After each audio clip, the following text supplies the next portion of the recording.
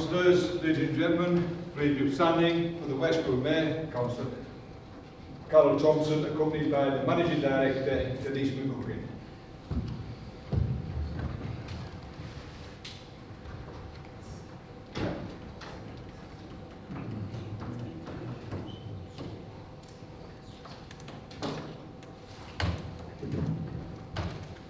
Before we all sit today, I'd just like to read out what be today.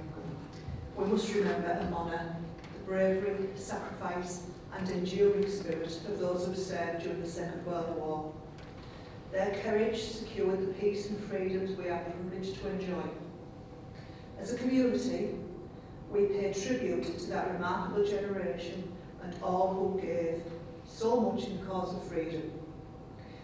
We also recognise the part Hartlepool played and the enduring legacy of resilience shown by our town and its people.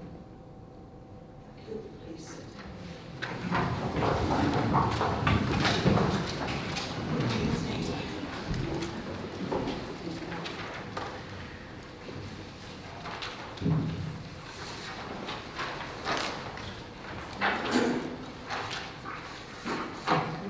Just before we begin, I'd like to say many happy returns to Councillor Creevy.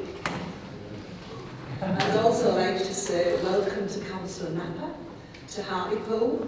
We welcome everybody in this chamber, inclusive, diverse, welcoming. Okay, so let's begin. Can we receive apologies, please? Thank you, Madam Mayor. I've received apologies from Councillors Steve Wallace and Councillor Gordon Cranley. Are there any others from the floor? Councillor Clayton and Councillor Billy. Thank you.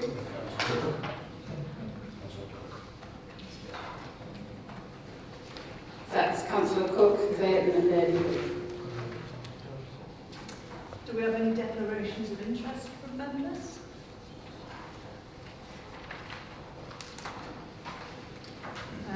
Ready to deal with any business required by statute. We don't have any draftings, no.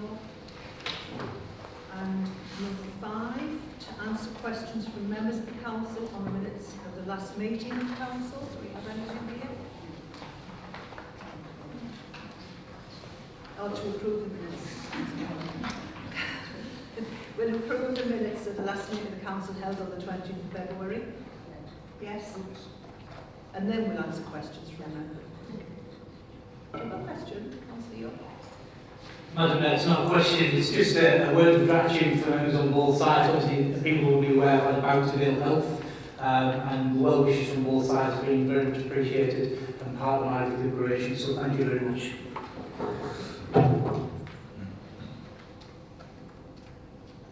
Okay. So we... Oh, sorry, so we didn't see you lying in the back. Thank you, Madam Chair. I just wonder if there's any updates on the separate hospitals and fair shops.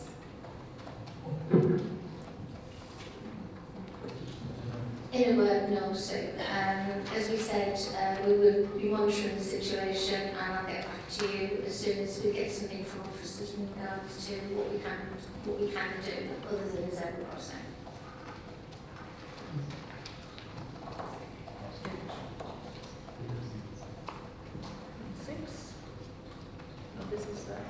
No.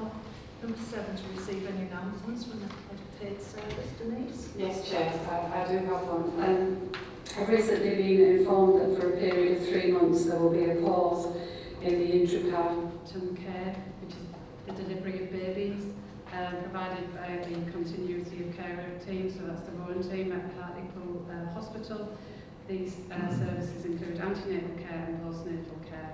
Women will still be able to choose a home birth if they wish. This is a temporary measure due to response in staffing absences the department is experiencing over the current time, meaning they are not able to run the continuity of care team in full. This is a national initiative which ensures the same midwife is assigned to her care for a woman throughout the whole pregnancy, including the birth. And they are working with a low number of women impacted by this, and they will continue to support all the parents and mothers, especially through the experienced midwifery routine.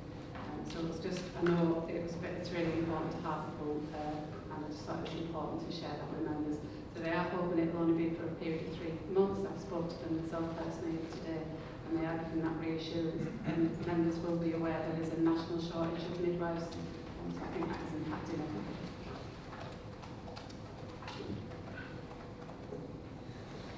Do we have any business remaining? Oh, I beg your pardon, Rachel. Oh, Rachel first. Oh, sorry. Yeah, sorry, can I just ask that we make representations to the, whether it's the ICB or whether it's to the joint trust, whichever, that they need to get that resolved as quickly as possible for Heart for Women's sake, please. And on very similar lines, I think it will be an idea to take this to the Health and Wellbeing Board to see if we can give any kind of support. It is going to Health and Wellbeing Board. But I will make sure that happens. I'll speak to the Chief Executive. Councillor Hargreaves. Thank you, Chair. Just as a point of information, I believe that the our Member of Parliament has been in touch with those involved, and I think has written them and asked for clarification and to put pressure onto gentle pressure. Obviously, they've had them about staffing, but to try and get that situation resolved. Because obviously, it would all accept that those who want to have their child born in Hartlepool should have that choice. Thank you, Madam Chair. My mum was midwife. She was midwife when she was 72 years old, and it really, really disheartens that so many children not being born in Hartlepool. I would like to know how many children have been born in Hartlepool since for our daughters and Maltese. This is an absolute dying shame. My children are all Hartlepoolians, born and bred. And when a person does the birthing plan, and that birthing plan is just going out the window now, I appreciate there's a massive shortage of midwives. You're looking after 2 lives at the end of the day, not just one, and if you have multiple births, you're looking after even more people. It's just a dying shame that we've got a beautiful, we're pioneering now, yeah, and everything, and it's just losing it. I think when I spoke, obviously the suite reopened in 2020, so just to clarify, do you want to know the births that have been in Hartlepool since the unit reopened in 2020? The Trust are really keen to make sure that there are still highly skilled and experienced midwives, which will cover, but it's not necessarily having the same midwife all the way through the journey. And they did feel that a lot of mums are really healthy, and if they want to have a home birth, then obviously they will be supported in that home birth as well. But I appreciate not everybody wants a home birth, but I will pass on the comments made from Hamilton this evening.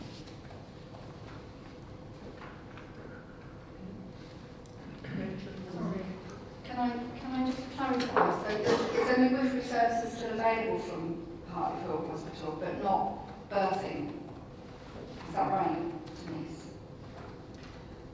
What the notice I've got is that all of the services, including antenatal care and postnatal care, are in place. And it's just the pause in the delivery of babies, which is the warranty that is being suspended. But I will seek clarification, Councillor Creevy, and ask all those questions. Thank you, Madam Mayor. Again, both sides of this chamber have fought for those services over a long period of time, and I think we should also acknowledge Councillor Lloyd's former Mayor of Hartlepool, who fought very, very hard to get those services back to the officers of this council. So I think it's important that we're all on the same page, and it sounds like we are.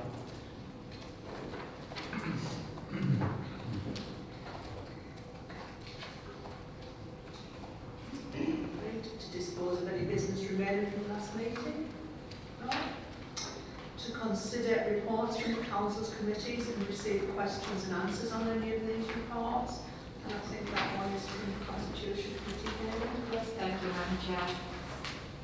Members are asked to consider 2 matters which have been referred from the Constitution Committee. The first being in relation Can't to... hear, Madam Mayor. Can't hear. Public won't hear me. Try that. Can you better now? Do we know that? Not really. I'll try and talk loud. So members are asked to consider two matters from Constitution Committee. The first in relation to extraordinary meetings, which in accordance with the Council procedure rules stood adjourned from the last Council meeting in February to this meeting. The proposed wording to be added to the Council procedure rules is set out in section 3.1 of the report in the Council papers. The second issue for members' consideration follows the committee's recommendations from their meeting on the 24th of April. The committee recommended that changes be made to Part 3 of the delegation scheme, and that was to move the facilities management and the Safer Hartlepool partnership agreements from the Finance and Policy Committee to be contained within the Neighbourhood Services Committee. And also recommendation was to rename Finance and Policy Committee as Finance and Corporate Affairs Committee. Members are asked to consider these recommendations.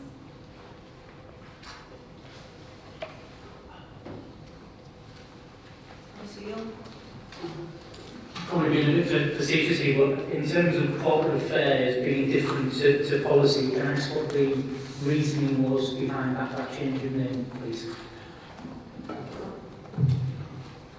You can ask, yes. And the reason is that quite at times the policy committees make a decision, and then that has to go to finance and policy for it being rubber stamped, and it doesn't necessarily get through. So our way of thinking was to give the policy committees more policy decision making. So take policy out of finance, keep the finance with the corporate affairs, which go hand in hand really, and make the policy decisions within the policy committees. That was the thinking behind it.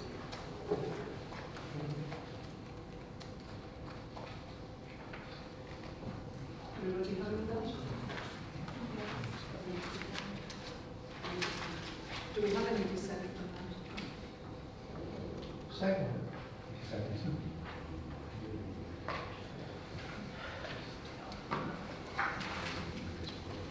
So would that go forward? Haley, will that go forward till now? No, I'll just make those changes, Madam Chair. Okay, thank you. To consider any other business specified in the summons of the meeting, answer questions on any of those items.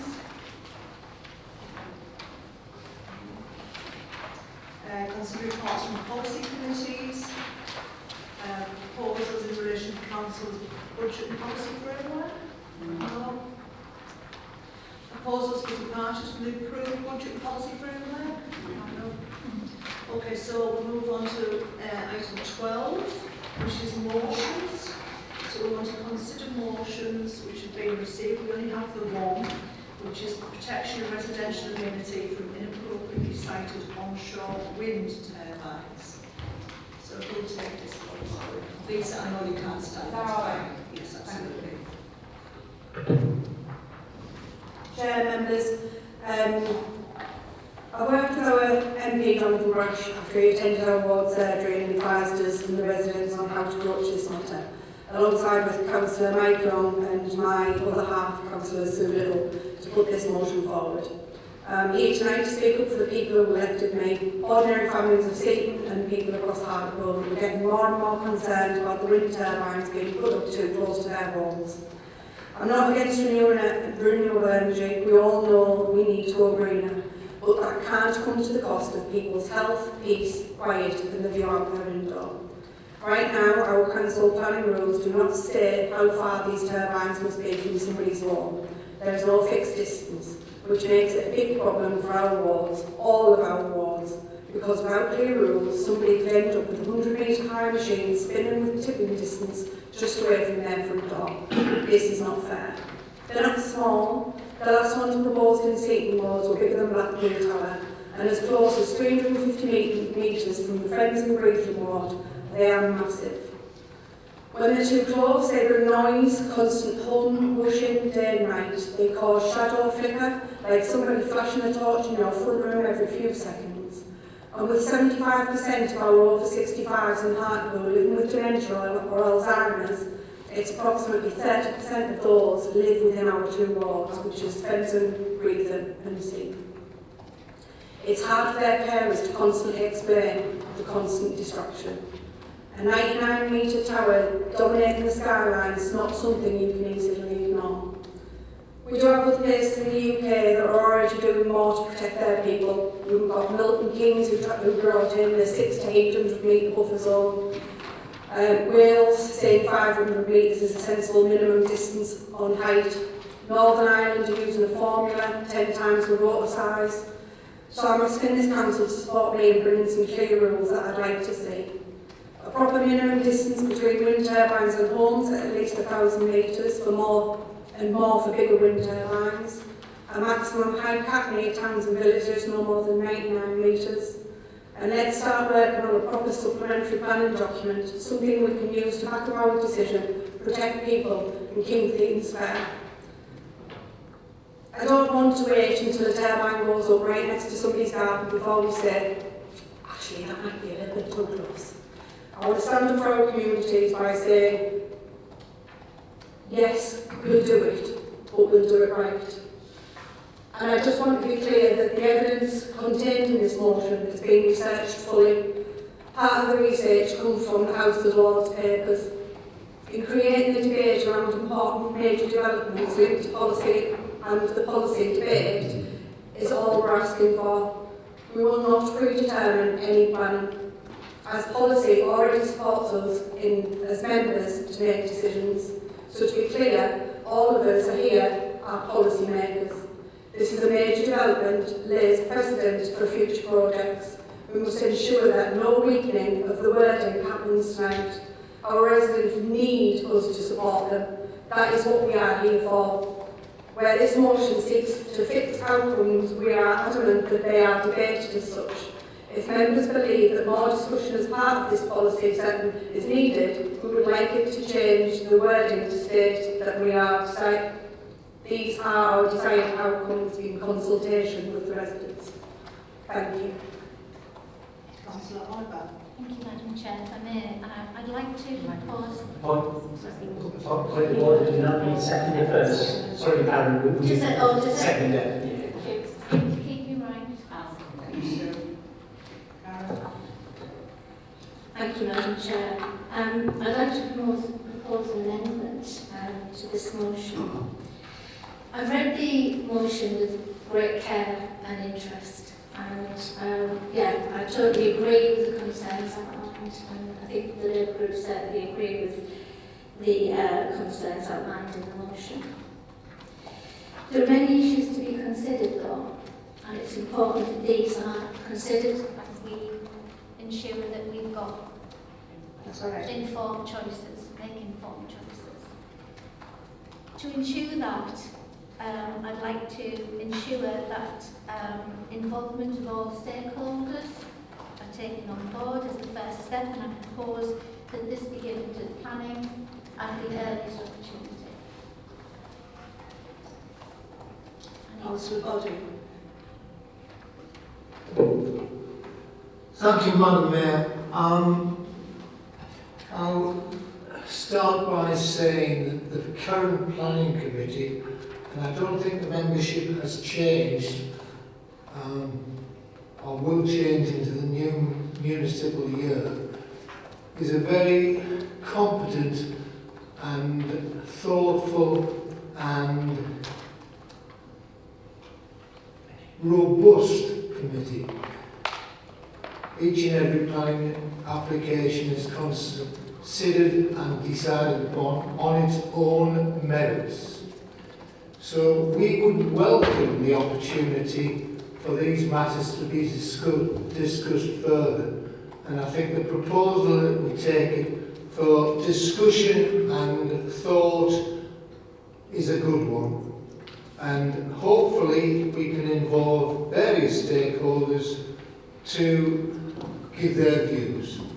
So I would hate for a knee-jerk reaction tonight, because I think these matters are far too important to do that.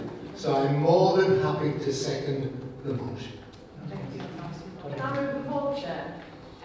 Sorry, Madam Chair, may I come in? Certainly.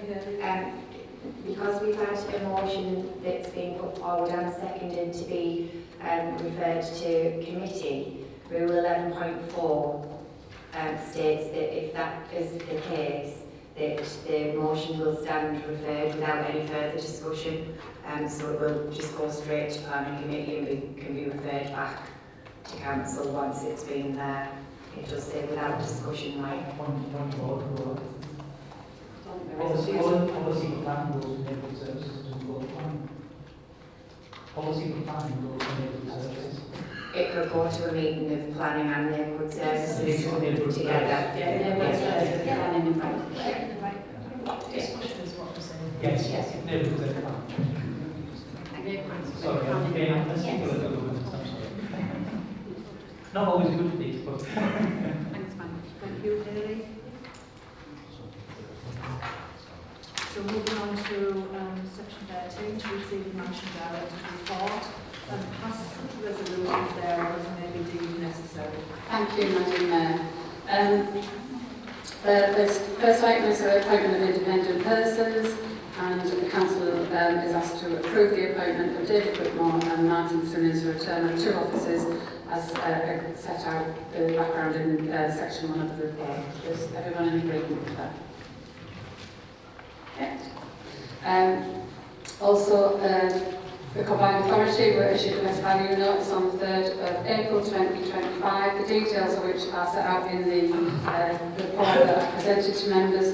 The department's concerns relate primarily to governance, culture, partnerships and continuous improvement. The reason for bringing it here is obviously Hartlepool is part of the Combined Authority, is one of the constituent authorities, and therefore we have a role to play in ensuring we work with the Combined Authority to embed that change across the organisation and make sure that they address those issues. It is likely to take a minimum of 12 months. However, the Secretary of State does have the opportunity to withdraw the notice or escalate it at any point that she wishes to, based on the evidence that has been progressed or determined and evidence to the Department of MHCAG. Certain members are just asking me that point. Councillor Hargrave? Thank you, Chair. Can I just ask a question and then a comment? What's going on with these things? They're playing havoc with my hearing aids in my bag. I think I have the wrong microphone. Just in terms of, obviously I know it says in here that the 5 local authorities are going to be involved in the review or whatever. Could you just elaborate a little bit, Denise, in terms of like what that entails and how we'll be involved and just the level of that? Because obviously it's quite a serious thing. This is our sub-regional body that obviously receives a lot of money, taxpayer money to then distribute. So it would be, I think, for all of us to give us that peace of mind, it would be useful to know how extensive that is, because we need it to be extensive, really, given its role and its importance for all of us. I'm happy to, Councillor Hargreaves. The details are public and they're on the government.uk website, so you can look at that. But it starts tomorrow, so for example, the managing directors and chief execs are invited to a workshop with the local government association for us to share any concerns we have at an officer level. That's also going to happen at the statutory officers with monitoring officers and finance directors. And there is one on cabinet, I believe, on Monday, so the leader. And then as that develops, there'll be further widening of that to members. I think they want to, the LGA want to discuss with statutory officers and leaders and the mayors first before they widen that out. The LGA are an independent panel and they will be working with the Combined Authority throughout, but obviously they are answerable to the Secretary of State and they will be providing the evidence to the Secretary of State to try and get the reassurance that things are improving in the right direction. And it's only when that panel is comfortable with that the Secretary of State will most probably give the review. It is a non-statutory notice, however, you're right, it is a very important notice and it does impact on the reputation of the Tees Valley, and therefore we, as Hartlepool, we are, that's why I say I'm really keen for us to work and support and engage, but make sure that is full engagement and not being told what they're going to do. Am I already just yeah, thank you, Chair. And obviously that does sound extensive, and I'm delighted to hear that. Because I just think, you know, hearing about that was a bit of a kick in the teeth, because I don't know whether everybody else is like me, but I mean, we're constantly reading all the good news stories and all the great things and all the money that's coming in and all of the wonderful things that's happened. So it's a bit of a little bit of a shock and a little bit of a kick in the teeth to hear that actually, administratively and functionally, it's not really doing what it's supposed to do, and actually, potentially, there are areas within there that are wasting money or not spending that money, but that's contrary to the public view that we're given all the time, that we're fed. So I'm delighted. Can I ask two things then? Can I ask that we formally write, and I don't know whether that's from you as leader, Brenda, but can we formally write to request that actually, I think this body, I think there are other councillors that are outside of the sort of Tees Valley cabinet structure that would have probably got a view, not least of which from our professional roles, like in terms of business and organisations that interact. So if we could formally request that we would like to be involved in that process as a body, as a whole. And I just think that in terms of a steer, yes, we have to be involved in the solutions, but I would further ask that actually that this is the opportunity, and this can precipitate a full review of what it does. You know, let's have a thorough discussion about what we want a sub-regional combined authority to do and how we want it to operate. And this is nothing I haven't said anywhere else, but I think, you know, let's look at whether we get true value from development corporations, and let's look at whether we get true value from the way that it's currently structured. Because things are tight, and people are being hit with cost of living increases and brought on by years of whatever, but this is our opportunity to say it's not right, let's fix it, and let's fundamentally do that. Let's have some honesty about what's gone wrong. Can I suggest that the letter actually comes from the chairman of the council rather than the leader, because the leader obviously is on cabinet, and therefore I think it would carry a bit more weight. I do know, and I forgot to mention that on overview and scrutiny members and audit and governance scrutiny members will also be involved in that review. But I know other councillors are raising the same concerns about widening the scope of which councillors and how we can reward them. So more than happy to help them. Councillor Dodds first, please. Thank you, Chair. I just want to ask, do we, or are we aware if any other of the metropolitan mayor holdings around the country have ever been issued with a best value bonus? Yeah, Peterborough were the first, and they worked with the LGA, and they worked with the LGA. I don't know if they have commissioners in it. I'm not sure, so don't quote me, they might have done, but they've come out with it now, but it took them longer than a year. I think it was, I bet not. Okay, yeah, Peterborough. Right, okay, so I just think, I mean, it's a very worrying development. I don't know if other people sound like me and read private eye every week, but I think we're all quite aware of there's been a long-running allegations around the TVCA and how money is being spent. So it's very worrying then that this has come from the government. So yes, thanks for that, Denise. Thanks, Chair. Yes, it is worrying, and what Pam says is absolutely right. And I think that this is an opportunity across the Tees Valley to actually reset, regroup, and re-sort it out. And I think I've certainly, from my point of view, certainly got a big impression that that's exactly what's going to happen. Because it is not being led by people who are affected by this, it's being led by outside bodies who are actually independent. So if you want any assurances, I will be telling you if I wasn't happy with the way that things were going. But I do think that what's in place to actually deal with this is going to be a good thing.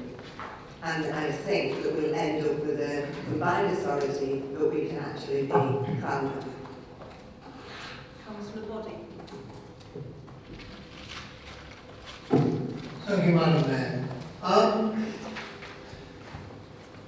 I recall Committee Room B one Monday afternoon when the first meeting of the Hartlepool Development Corporation took place, and was chaired by exactly the same person who was chair of the combined authority, i.e.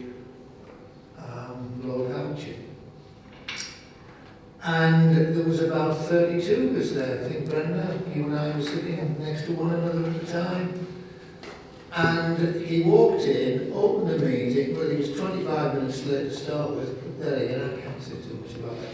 But he was 25 minutes late, and he walked in, and he opened the meeting, and he said everything is under the wraps, and everyone was asked to leave. So no one present, and that included about 28 or 29 members of the public, heard anything at all with regard to the Hartlepool Development Corporation. And the reason I mention that is that view and that way of governance seems to have permeated and be part of how the combined authority works. We've got a member on the Audit and Governance Committee who has shared with me, and I'm sure other members, that some of the officers of the authority have openly admitted that things have not been done properly, things have not been properly accounted for, things have not been done as they should. I don't think that Cleveland deserves that sort of approach. And I think the actions of the government, tentative at the moment as they may be, will ensure that we get a combined authority that is open, accountable, accessible, and does not waste or spend on monies and projects that it would appear, if you're a reader of Private Eye, which I am, are geared towards certain individuals and certain companies for their benefit and their benefit alone. And it frightens me that we've got a combined authority, it would appear, who are totally outwith the rules and regulations that apply to people who are in public office, because that's what they are. So I welcome the government's approach. Thank you, Ross. Councillor Creevy? I think my concern really around this is, first of all, that the best value notice hasn't been shared with every member. So I think that's really important. I've got a copy of it here because I'm on overview shortly. But I think one of the issues is that they're supposed to produce a plan within 3 months, and it's taken over a month to get our first meetings in place. And I think that's really concerning. It took a year for them to report back on the TSAT value review, and it just takes so long to do everything, and I think I'm really concerned about that. But I would like to propose that we get this best value notice shared, and maybe the auditors notice as well at some point. That's not public knowledge. You can't comment on that. That's right, so it's not public knowledge yet. Okay. I don't know if there's too many microphones. Next up, got Councillor Nelson. Thank you, Madam Mayor. I know I agree with my fellow councillors, Boddy and Craigie. My concern, as I sit on the overview and scrutiny panel of the TVCA, committee of the TVCA, is when I posed a question at the last meeting to the interim chief executive of that body about how long the notice was served at the beginning of April. The response to my question, how long would it be implemented, he said to our committee that plans were in place to present to their cabinet an action plan by the end of June, which to me loses 3 months in terms of real activity. So my concern, and would like to be recorded, is that the pace of change of this, because it has to change, that's what the government is saying, the pace of change needs to be accelerated. And I'm sure the councillors in this chamber on that committee will ensure that that happens. Thank you, Councillor Nelson. I have Councillor Mayor.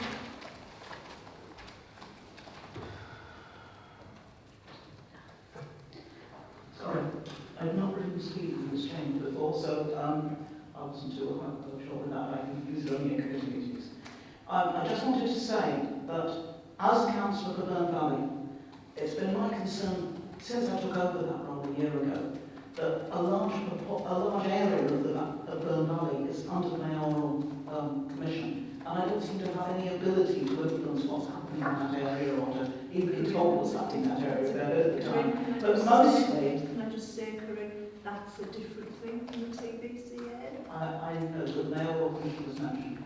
I wanted to say that I've only come up against it in a minor way, but what I have had all this time since I've been involved in politics and partly involved is comments from, I have a friendship network that spans the whole of the British Isles and beyond, and I get constant comments about what's happening in the Tees Valley mayoral area, the TBCA, and they do not reflect well on Marshall. Now, if I, as councillor, was to do something that didn't reflect well on this council, I would be censored for doing so. And here we have the Mayor of Tees Valley and the Mayoral Corporation, it seems to me, bringing us into disrepute. Personally, that's my experience of it. Thank you, Councillor Mayor. Councillor Young.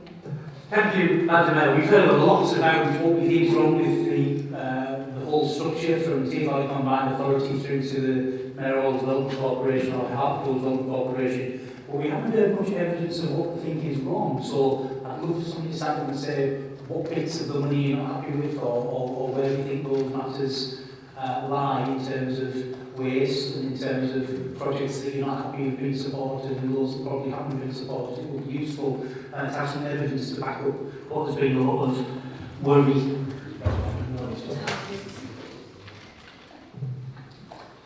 So I think when you see the best value notice, you'll realise that there are things that are not done properly.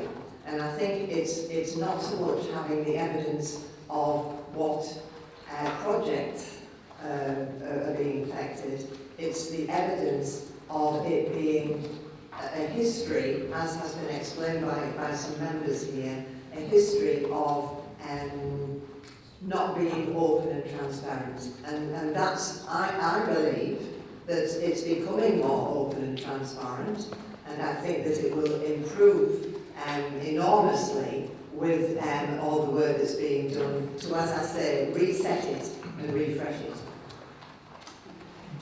I think we've probably finished with that one for the time being. Let's move on. Thank you, Madam Mayor. That's something should be outside. Leah Harrison, aged 10, was staying at Carlton as a residential break with her school and sadly died on the 22nd of May 2024. There was a joint investigation by North Yorkshire Police and the Health and Safety Executive. The investigation is common practice in these circumstances, and following an in-depth investigation which reviewed all aspects of the incident, we were informed late last year that the investigation had concluded that this was a tragic and unforeseen accident. In April 2025, there was a coroner's hearing and the jury heard the details about the Woodland Adventure Walk, where a mudslide took place which tragically resulted in the death of Leah. After considering all of the evidence on the day, the jury and the coroner concluded that the cause of death was accidental. This has been an extremely difficult year for many of our colleagues who were involved, both in responding to the incident and supporting the investigation and inquest. I don't think that I know I've never done this before, but I would like to make a commendation to Council regarding two employees who have shown some extreme resilience and bravery from the day the accident happened throughout the investigations and to the coroner's inquest. These are Snowfield Reid, who was the activity instructor there at the site, and Paul Goodwin, the senior activities coordinator, was part of the rescue team. I want to pay tribute to their professionalism and courage that they have shown. They have been a credit to our organisation. The professionalism and commitment our employees at Carlton Activity Centre provide young people great experiences in a safe and well-managed place has been recognised by the HSE, the coroner and within the council. And I just thought it was really important that the council fully understood what we've been dealing with and know we've sent our condolences to Leah's mother. I spoke to her personally as the residents, the employees involved. It was a very difficult time. I just thought it was part of the event to bring it to council. Madam Gary, please. Yeah, thank you, Chelsea. Very difficult issue. I just want to reflect, I'm sure, the whole council's views that Managing Director has just conveyed there. I just think sure that the house has always been out of thoughts. It was a very tragic event that happened. I want to pay tribute to the great work that the people at Carlton Venture do. The Carlton Venture comes under the Advisory Committee Chair of Local Services, and I've visited there 3 or 4 times over the past year. Spoke extensively with staff who were there, and I think just reflect exactly the words that Denise has used, their crews, their resilience, their professionalism, and the togetherness that's shown, the team spirit that's shown of the staff in Carlton Venture is what carried them through in the past year, and I think we should all be thankful for that, and just reflect on that as well. Thank you, Chair. So I'll just echo what Gary's just said. I think it's one of the most tragic things that obviously our staff have ever had to deal with. And I think that those 2 names that you mentioned, yes, certainly I would agree deserve a commendation. And I think all the staff involved need to be acknowledged by us. And I also, I think it would be quite nice to contact the family again, perhaps, and say that we have been thinking about them as a council and wish them well as well as they can be. Thank you. Thank you, Madam Mayor. Again, just to echo that that's a horrible tragedy that happened, but it's all about how you make progress and support each other at those times, and it's been really, really good to see how this council has really embraced each other at that horrible time, but also ongoing, and I can show appreciation for those who have worked really hard to make sure that those people are supported and cared for on all levels. Thank you. Thank you. And I do have a further item to bring to the attention of Council. We've recently been informed that Councillor Feeney has stood down as Chair of Planning and Councillor Craigie has stood down as Chair of Children's Committees. We don't have any committee meetings of Children's Committees or Planning Committee between now and Annual Council. We'll, however, have some delegations that will need to be signed by the Chair of Planning. So I need a nomination from the floor to take up the Chair of Planning between now and Annual Council. I nominate Mossbody, Councillor Mossbody. Seconded. I'll second that. Thank you. Item 14, to receive questions from the public. We don't have any. 15, and questions of members of council. Councillor Miller. Thank you, Chair. 15A. I'll be quite brief, if that's all right. The meeting of the Constitution Committee on the 24th of April, the request from this full council to have the planning applications for new doors and windows in conservation areas be automatically sent to the planning committee for review were discussed, and unfortunately I was disappointed to read that they were rolled into larger changes and then kicked into the long grass. So I just wondered, could the Chair confirm when it's expected that the government white paper for planning will be published, and if it's not forthcoming, how long will this council have to wait for our decision to be? So that's the Chair of Constitution. Yes. Thank you.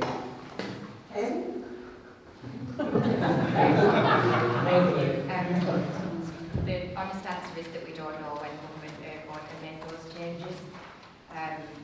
So we can take it back to Constitution Committee if members are agreeable. I know that there has been a request for the delegation scheme as a whole to be reviewed, so it will be done as part of that. So I can take it to the next committee for consideration. Just to reiterate, my concern is that if we're waiting for the government white paper, we were waiting for the previous government to issue a white paper on planning for pretty much year on year, and we've been waiting until the cows come home. So I was just seeking some kind of reassurance that it would actually get seen to within a reasonable time frame.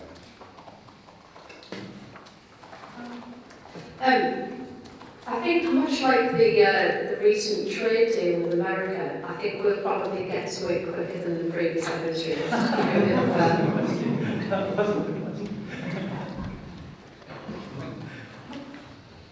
Any more for any more?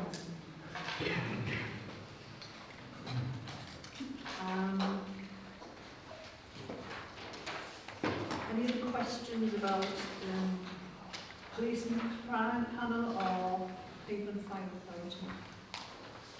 No? Brings us to the end of our meeting today. Date of next meeting? Anyone? 20th of May we'll do the business, and then we'll be doing the 22nd of May will be the annual council. The 20th of May is the AGM, yes? No, Yes. AGM and then the celebration. I got confused with dates again. Yeah. Okay. And I've shared the best value notes. Thank you. Please stand.